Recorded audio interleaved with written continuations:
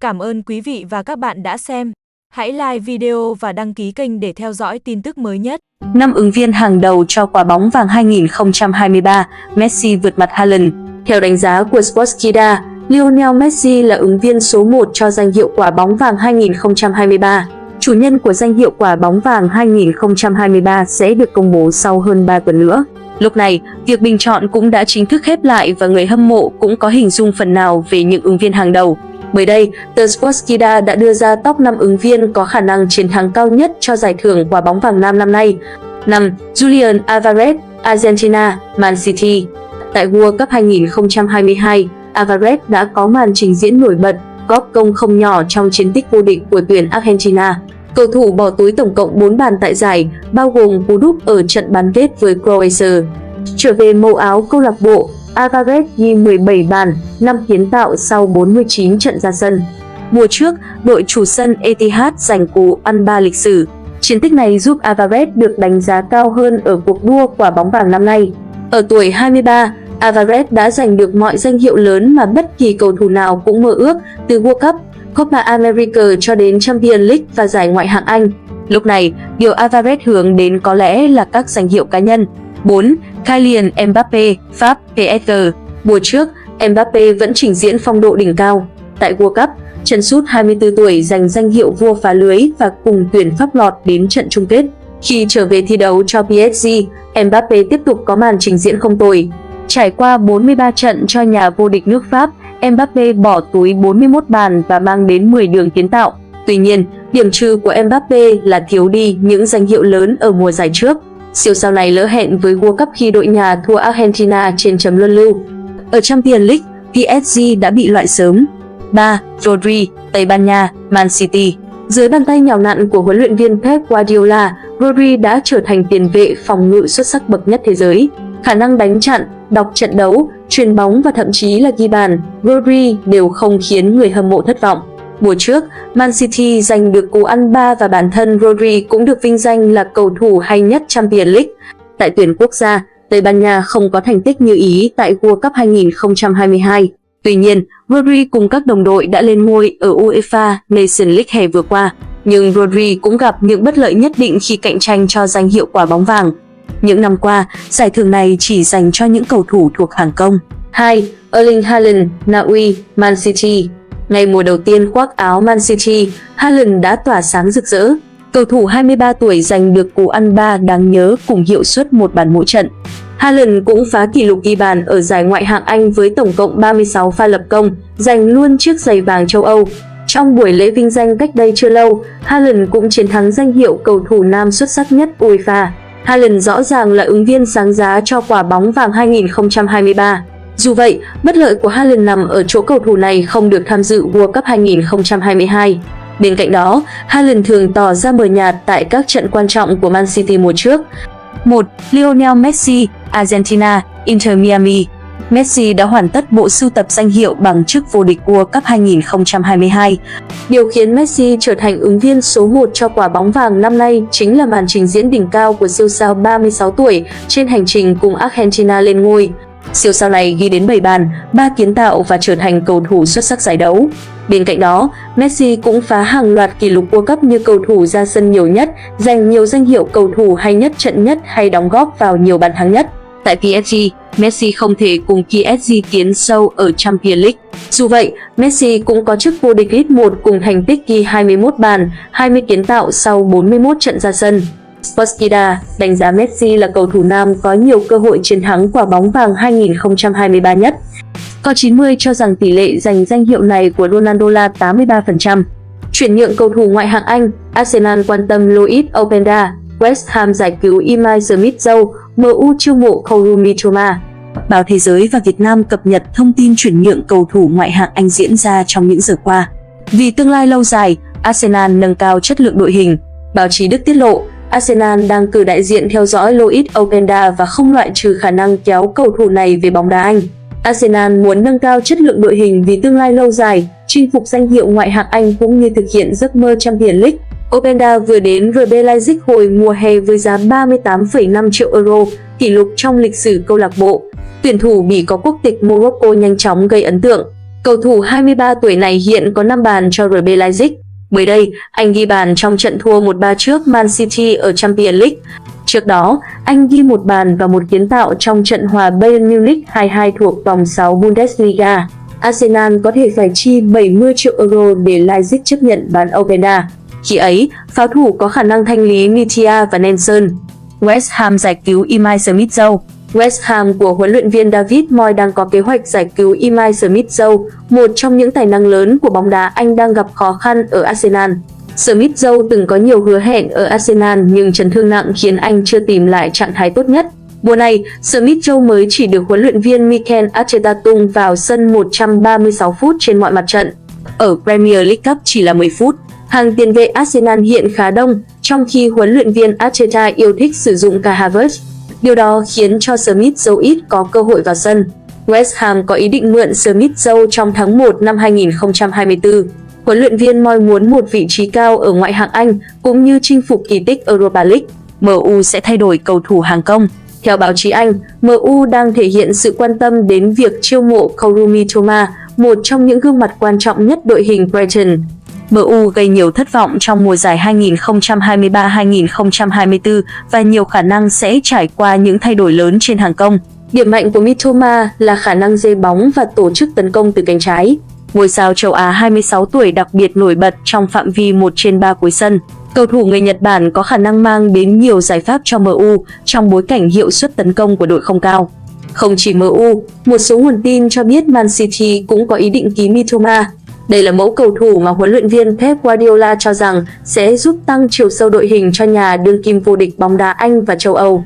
Huyền thoại MU chỉ trích Sir Alex Ferguson vì Beckham. Giorgini chỉ trích Sir Alex Ferguson về cách đối xử với David Beckham. Đó là dòng tít được chia sẻ trong bài viết của tờ Mirror, Anh, hôm nay mùng 5 tháng 10. Huyền thoại và là cựu đội trưởng Manchester United Giorgini đã đưa ra bình luận của mình về việc David Beckham rời Old Trafford, chuyển đến sân Santiago Bernabeu chơi cho Real Madrid vào năm 2003. Giorgini chỉ trích Sir Alex Ferguson. Giorgini tin rằng việc David Beckham chia tay MU trong cay đắng là điều không tốt cho phòng thay đồ của đội bóng, sau khi Sir Alex Ferguson là người đã quyết định đẩy Beck rời Old Trafford.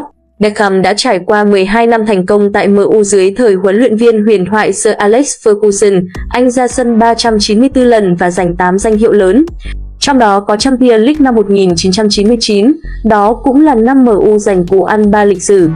Vào năm 2003, giữa những đồn đoán về tương lai của Beckham, cựu đội trưởng của tuyển Anh này đã bị MU bán cho Real Madrid với giá 32 triệu bảng Anh trong bản hợp đồng 4 năm.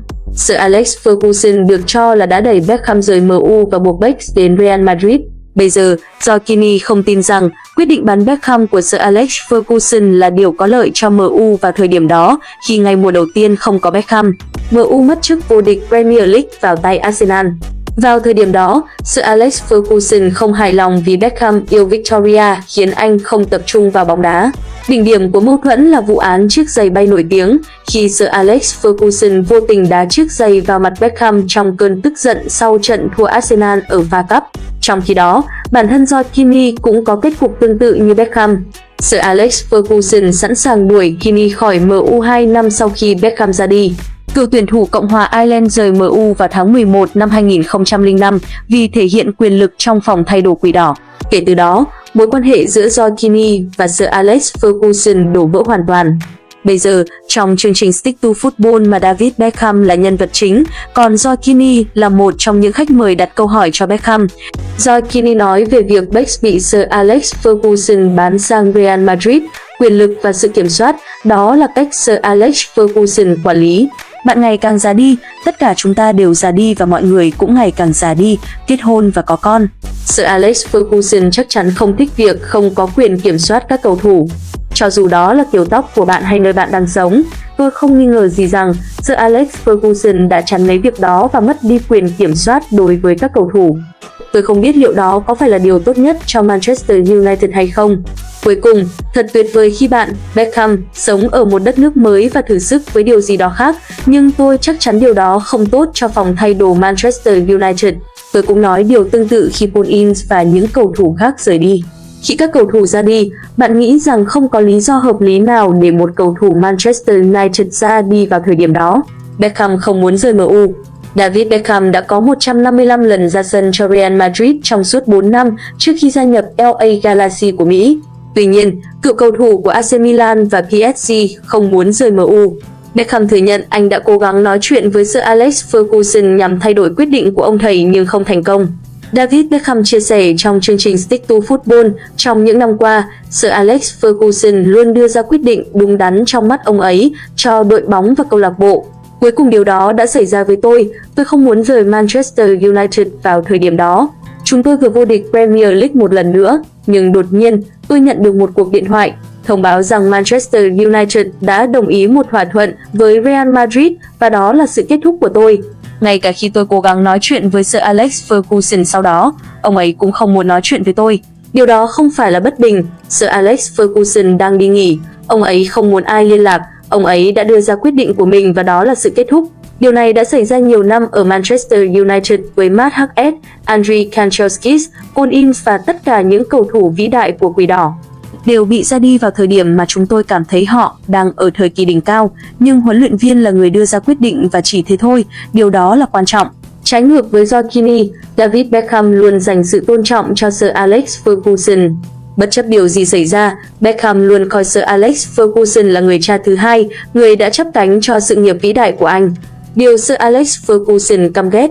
Trong khi đó, bản thân Sir Alex Ferguson cũng thừa nhận điều ông ghét cay ghét đắng và không muốn nhất là để các cầu thủ MU phải ra đi. Sir Alex Ferguson nói trong bộ phim tài liệu Sir Alex Ferguson Never Give In về những điều đáng tiếc đội bóng năm 1994 mà tôi có.